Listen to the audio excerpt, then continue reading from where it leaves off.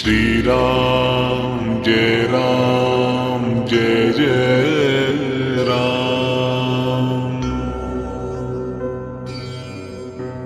श्री राम जय जय राम। श्री राम जय जय राम। द्विपंचाशः सर्गः। महर्षि वशिष्ठ द्वारा विश्वामित्र का सत्कार और कामधेनु को अभीष्ट वस्तुओं की सृष्टि करने का आदेश। जब करने वालों में श्रेष्ठ वशिष्ठ जी का दर्शन करके महाबली वीर विश्वामित्र बड़े प्रसन्न हुए और विनय पूर्वक उन्होंने उनके चरणों में प्रणाम किया। तब महात्मा वशिष्ठ ने कहा, राजन, तुम्हारा स्वागत है। ऐसा कहकर भगवान वशिष्ठ ने उन्हें बैठने के लिए आसन दिया। जब बुद्धिमान विश्वामित्र आसन पर विराजमान हुए, तब मुनिवर वशिष्ठ ने उन्हें विधि पूर्वक फल मूल का उपहार अर्पित किया।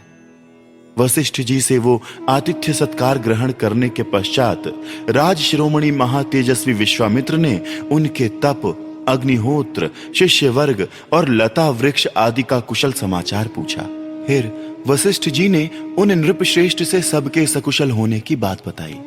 फिर जप करने वालों में श्रेष्ठ ब्रह्म कुमार महातपस्वी वशिष्ठ ने वहां सुख पूर्वक बैठे हुए राजा विश्वामित्र से इस प्रकार पूछा, राजन, तुम सकुशल तो हो ना?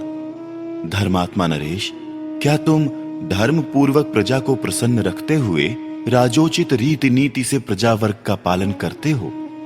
शत्रुसूदन, क्या तुमने अपने भृत्यों का अच्छी तरह भरण पोषण किया है?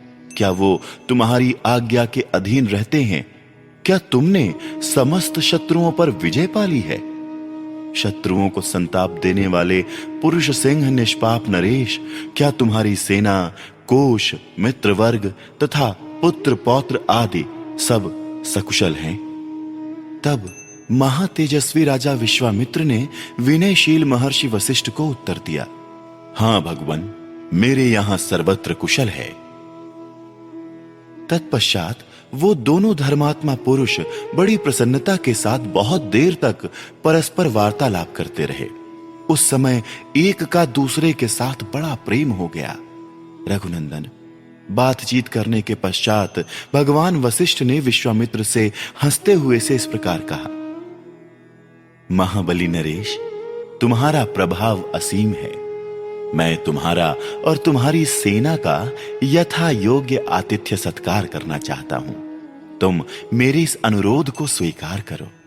राजन, तुम अतिथियों में श्रेष्ठ हो, इसलिए यत्न पूर्वक तुम्हारा सत्कार करना मेरा कर्तव्य है। अतः मेरे द्वारा किए गए इस सत्कार को तुम ग्रहण करो।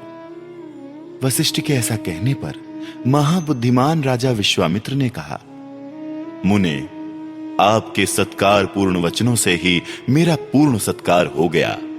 भगवान, आपके आश्रम पर जो विद्यमान है, उन फल मूल, पाद्य और आचमनीय आदि वस्तुओं से मेरा भली भांति आदर सत्कार हुआ है। सबसे बढ़कर जो आपका दर्शन हुआ, इसी से मेरी पूजा हो गई। महाज्ञानी महर्षि, आप सर्वथा मेरे पूजनीय हैं, तो भी आपने मेरा भली भांति पूजन किया। आपको नमस्कार है। अब मैं यहां से जाऊंगा। आप मैत्रीपूर्ण दृष्टि से मेरी ओर देखिए। ऐसा कहते हुए राजा विश्वामित्र से उदार चेता धर्मात्मा वशिष्ठ ने निमंत्रण स्वीकार करने के लिए बारंबार आग्रह किया। तब गाधिनंदन विश्वामित्र ने उन्हें उत्तर देते हुए कहा, बहुत अच्छा, मुझे आपकी आज्ञा स्वीकार है। मुनिप्रवर, आप मेरे पूज्य हैं। आपकी जैसी रुचि हो, आपको जो प्रिय लगे वही हो। राजा के ऐसा कहने पर जप करने वालों में श्रेष्ठ मुनिवर वशिष्ठ बड़े प्रसन्न हुए। उन्होंने अपनी उस चितकबरी होम धेनु को बुलाया जिसके पाप धुल गए थे। उसे बुलाकर ऋषि ने कहा, शबले, शीघ्र आओ और मेरी ये बात सुनो। मैंने सेना सहित इन राजर्षि का महाराजाओं के योग्य उत्तम भोजन आदि के द्वारा आतिथ्य सत्कार करने का निश्चय किया है। तुम मेरे इस मनोरथ को सफल करो। षड्रस भोजनों में से जिसको जो जो पसंद हो उसके लिए वो सब प्रस्तुत कर दो। दिव्य कामधेनु, आज मेरे कहने से इन अतिथियों के लिए अभीष्ट वस्तुओं की वर्षा करो। शबले, सरस पदार्थ, अन्न पान लेह और चोष्य से युक्त भांति भांति के अन्नों की ढेरी लगा दो। सभी आवश्यक वस्तुओं की सृष्टि कर दो। शीघ्रता करो, विलंब ना होने पाए। इस प्रकार श्री वाल्मीकि निर्मित आर्ष रामायण आदि काव्य के बालकांड में 52वां सर्ग पूरा हुआ।